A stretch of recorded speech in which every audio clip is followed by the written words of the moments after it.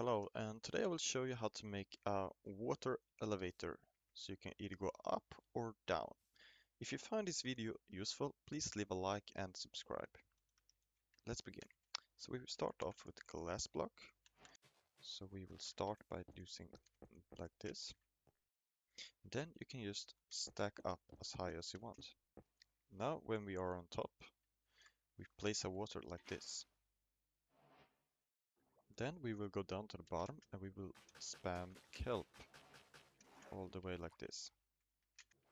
Then we will destroy the bottom kelp. And then we will build 2 blocks here on the side, and we will take signs. And I will break this block and place a sign very quickly, like this, so the water doesn't get out. I will do the same down here. And then if you take soul sand and magma block. So soul sand make you go up in the elevator, if I do it like this. And the opposite with magma block. It makes me go down. So if you find this video useful, please leave a like and subscribe. Bye.